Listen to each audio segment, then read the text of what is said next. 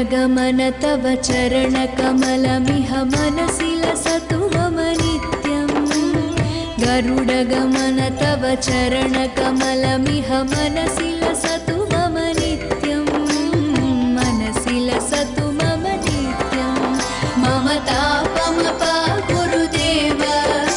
మొత్తానికి సీతామడి మనం చేరుకున్నాము. ఆ సీతా అమ్మవారు జనక మహారాజుకి దొరికినటువంటి ప్రదేశం అండి. ఇక్కడే ఒక కోనేరు అలాగే ఒక ఆలయాన్ని కూడా నిర్మించారు. చాలా సుందరంగా ఉంటుంది ఆలయం. ముందుగా వెళ్ళి ఆ సీతా అమ్మవారిని దర్శనం చేసుకుందామా రండి. గరుడగమన తవ చరణ కమలమిహ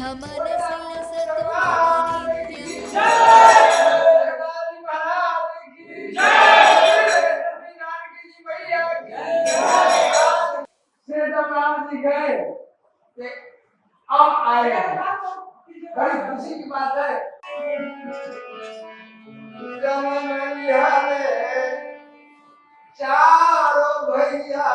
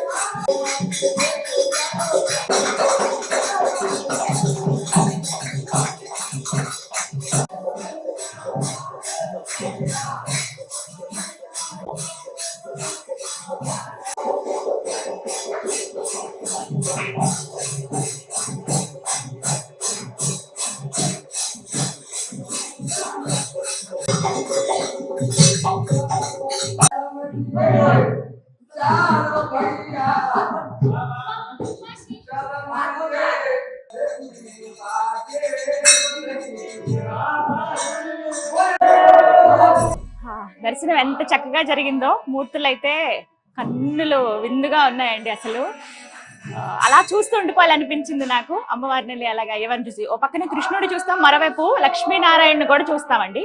ఇక్కడ ఇంకొక అద్భుతం ఏంటంటే ఎలా సీతమ్మ వారు దొరికిందనేది జస్ట్ పిక్చర్ అంటే పెయింటింగ్ లాగా వేశారు. మీకు విజువల్స్ లో చూపిస్తాను చూడండి. ఇక్కడ జనక మహారాజుకి పొలంలో దొరికినట్టు, అలాగే ఇక్కడి నుంచి స్టోరీ అంతా కూడా ఉంటుంది మనకి. ఎంత అల్లారి ముద్దుగా జనక మహారాజు సీతమ్మ వారిని పెంచుతారో, అలా చెలికత్తెలతో ఆడుకుంటూ ఆడుకుంటూ అలా పెరిగి పెద్ద అవుతుంది ఆవిడ. తర్వాత ఇక్కడ పూజా మందిరంలో శివధనస్సు అలా పెట్టి ఉంటుంది అనమాట. వరం ద్వారా వచ్చింది జనక మహారాజుకి. అది ఎవరు ఎత్తలేరు, పట్టుకోలేరు. నిత్యం పూజ చేస్తారు. అందులో భాగంగా పూజా మందిరంలోనే ఉంటుంది. ఆడుకునేటప్పుడు ఏమైందంటే సీతాదేవి చెలికత్తెలతో ఒక బంతి వాటి కిందకి వెళ్ళిపోతుంది. అయితే ఆమె ఏం చేసింది, బంతి కదా కావాలి, పైన ఏముందనే చూడలేదు. శివధనస్సును తీసి ఇలా పక్కన పెట్టేసి ఆ బంతి తీసుకుంది. ఆ దృశ్యం జనక మహారాజు చూస్తారు. అసలు ఎంత అద్భుతం, అంత చిన్న పాప ఎలా అసలు శివధనస్సు ఎత్తగలిగిందని చెప్పి ఎవరైతే ఆ శివధనస్సును ఎక్కుపెట్టి విరుస్తారో వాళ్ళకే జానకి మాతనిస్తానని అనుకుంటారు. అప్పుడు ఆ తర్వాత స్వయంవరం జరుగుతుంది కదా, ఆ ఘట్టాలన్నమాట. ఇక్కడ స్వయంవరం, సీతారామ కళ్యాణం, అంటే ఇదంతా చక్కగా పిక్చర్స్ లా వేశారు. చాలా చాలా బాగుంది. ఇక్కడ నిత్యం భజనలు జరుగుతూనే ఉంటాయండి. వాళ్ళు ఎంత తన్మయత్వంతో ఉన్నారు. కొంతమంది అయితే నృత్యం చేస్తూ ఉన్నారు. ప్రతిరోజు ఇలాగే భజన కార్యక్రమాలు జరుగుతూ ఉంటాయి. సందడిగా ఉంటుంది.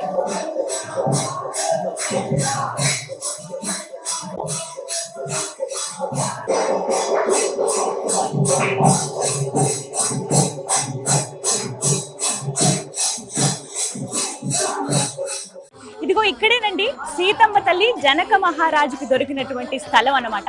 పురాణాల్లో ఖచ్చితమైన ఆధారాలు కూడా ఉన్నాయి. ఇదే ప్రాంతంలో అమ్మవారు ఆ బుజ్జి బంగారు తల్లి జనక మహారాజుకి ఒక పెట్టెలో అంటే ఒక మందసంలో కనిపించారని చెప్పి, జనక మహారాజు పొలం దున్నుతారు కదా, దున్నేటప్పుడు ఒక మందసంలో ఒక చిన్ని బంగారు తల్లి కనిపిస్తుంది కదా, ఆవిడే సీతమ్మ.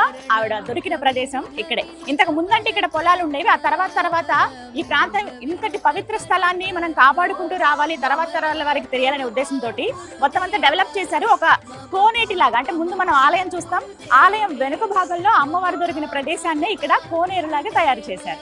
దగ్గరికి వెళ్దాం రండి, దండం పెట్టుకుందాం. భుజగశయన భవ మదన జనక మమ జనన మరణ భయహారి. అమ్మవారు దొరికిన ప్రదేశం ఇది. నిజంగా చాలా సంతోషం అనిపించింది. జీవితంలో కొన్ని ఖచ్చితంగా మనం చూడాలండి, తెలుసుకోవాలి వాటి గురించి అంటారు కదా. అందులో ఆ సీతమ్మ తల్లి దొరికినటువంటి ప్రదేశమా, ఎంతటి మహద్భాగ్యం ఇక్కడికి రావటం, ఈ స్థలంలో అడుగు పెట్టడమే ఒక పుణ్యంగా భావించాలి. ఒకసారి దండం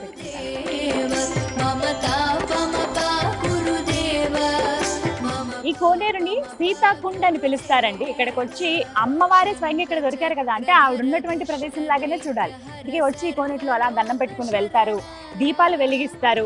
ఇక్కడ చాలా ప్రశాంతంగా అనిపిస్తుంది తెలుసా, హాయిగా ఉంది. చుట్టూ ఉన్న పరిసరాలంతా కూడా అంటే అన్ని అమ్మవారి పేరు మీదే ఉంటాయి. సీతాకుండని, సీతా ఉద్యానవనం అని, అలాగే అమ్మవారికి సంబంధించిన రసోయి, సీతా రసోయి అని, అంటే అక్కడ వంటశాల. వచ్చే ప్రతి ఒక్కరూ కూడా మధ్యాహ్నం సమయంలో అక్కడ అమ్మవారి ప్రసాదం అంటే భోజనం చేసి వెళ్ళొచ్చు అనమాట. చాలా సుందరంగా ఉందండి. మీరు గనక నేపాల్ టూర్కి మేము వెళ్తున్నాం అంటే ఫస్ట్ మీరు దర్శించుకోవాల్సింది ఇంకేంది, సీతాగర్హి. అదే ప్రస్తుతం మనం చూస్తున్నటువంటి సీతామడి. శరణద విదళిత సురరిపుజాల అగణిత గుణగణ శరణ శరణద విదళిత సురరిపుజాల విదళిత సురరిపుజాల మమ తాపమప కురుదేవ మమ పాపమప కురుదేవ మమ తాపమప కురుదేవ మమ పాపమప కురుదేవ. ఆలయం చుట్టూ కూడా ఎంత సుందరంగా అలంకరించారో తెలుసా, అంటే పూల మొక్కలతోనే పూర్తిగా మొక్కలతో నింపేశారు. గ్రీనరీ మనకి కనిపిస్తున్నట్టు ఒక సుందరమైన ఉద్యానవనం లాగా కనబడుతుంది. అదే సీతా ఉద్యానవనం.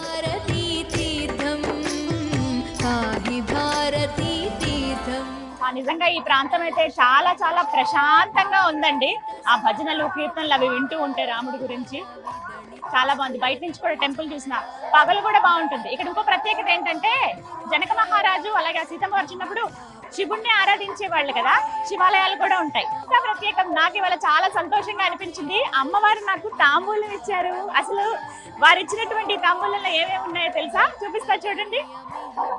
ముందుగా ఒక మాల ఇచ్చారు, బంతిపూల మాల, అలాగే స్టిక్కర్ ప్యాకెట్, బొట్టు బిళ్ళలు, ఇక కొబ్బరికాయ ప్రసాదం, అలాగే భలే స్వీట్ గా ఉంటాయి ఇవి. అలాగే సింధూరం, హనుమాన్ ఆలయాలు కూడా చుట్టూ చాలా ఉన్నాయి. ఇంకా నెయిల్ పాలిష్, అలాగే అమ్మవారి ప్రసాదం లడ్డు, అలాగే ఇంకొకటి ఇది పారాణి, చక్కగా కూర్చొని పెట్టుకోవచ్చు, ఎర్రగా అవుతాయి చేతులు. పారాన్ని కూడా ఇచ్చారు అమ్మవారు నాకు. చాలా బాగుందండి. ఫస్ట్ టైం నేను ఒక ఆలయానికి వెళ్తే ఇన్ని ఇలాగ తాంబూలంలో ఇస్తారా అని చెప్పి, అంటే ఒక బ్లౌజ్ పీసు, అలాగా మాల, అరటిపళ్ళు అంటే ఫ్రూట్స్ అవి ఇవ్వడం కామన్, కానీ ఇక్కడ సీతామడిలో ఇది ప్రత్యేకం అనమాట. అమ్మవారి దర్శనానికి వచ్చిన వాళ్ళకి ఇలా ఇచ్చి పంపిస్తారు, మరి ముఖ్యంగా ఆడవాళ్ళకి. చాలా అదృష్టం.